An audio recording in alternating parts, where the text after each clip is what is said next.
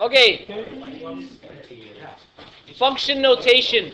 We briefly talked about this in the first lesson.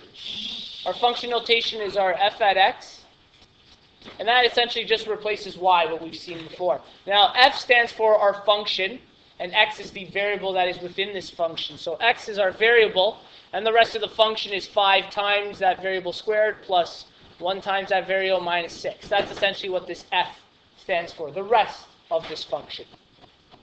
We're going to practice solving for this function when we plug values in.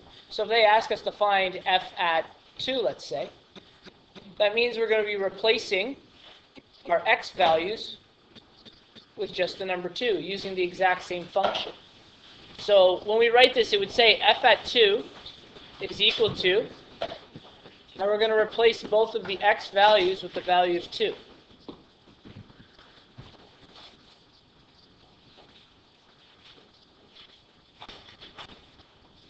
Okay. From here we use BEDMAS.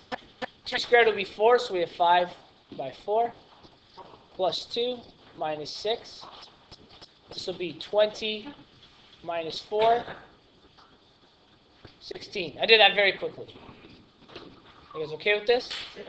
2 minus 6 gives us negative 4. 5 times 4 gives us 20. 20 minus 4 is 16. Okay. Now let's say they've given us find f at 5 minus 3. Okay? So something a little different to plug into our equation here.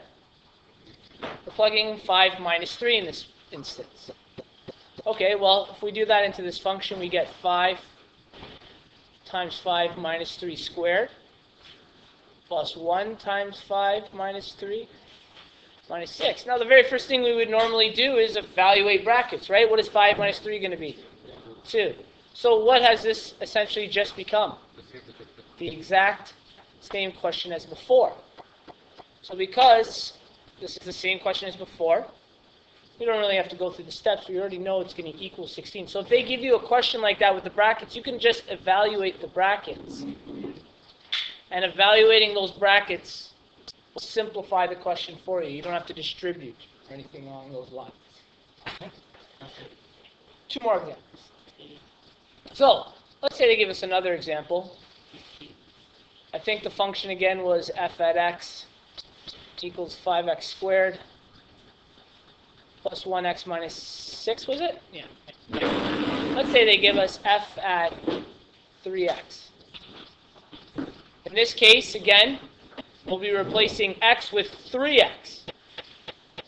So we actually really won't be able to get a solid value in the end. We'll just be simplifying the question. So this will say 5 times, replace x with 3x squared plus 1 times 3x minus 6. Okay. What is 3x squared going to be? 9x squared. 1 times 3x? 3x minus 6. 5 times 9x squared? 45x squared plus 3x minus 6. Can I simplify any farther? How? No, none of these are like terms. This is as simple as this question would get. Okay, so they may ask you to plug in a variable for a variable. In those cases, you'll only really be able to simplify.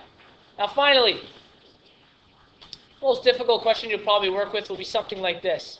F at 2 subtract f at 3. And what does that mean? Well, what they want you to do is they want you to evaluate this function at 2 and then subtract it from the function when 3 is plugged in for that variable. So the very first thing we do, and we'll do this one in blue so that you guys can tell the difference. Remember our function was 5x squared. Well, instead of x, we plug in the number 2. Does this look familiar to you guys? Squared plus 1 times 2 minus 6. So that would be just f at 2. Then we use our subtraction sign, and we write out the function f at 3. 5 times 3 squared plus 1 times 3 minus 6. Okay. What we're going to do, again, just like in BEDMAS, we're going to evaluate our brackets first. And within those brackets, we have more brackets. So 2 squared is 4, which will give us 5 times 4, plus 2 minus 6, which we already actually know the answer to this one. This one here, we're going to get 5 times 9, plus 3 minus 6. We'll evaluate those brackets. This will be 20 plus 2 is 22 minus 6 will be 16. Subtract 5 times 9. We'll do this in 2 steps. 45 minus 3. What will 45 minus 3 be?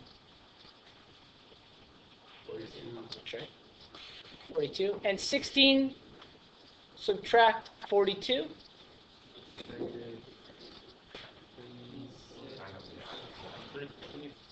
Is that right? No. Nope. What should it be? Shouldn't be 4. 20. Okay. Good.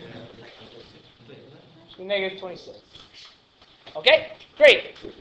Those are pretty much the 4 different examples they'll give you today.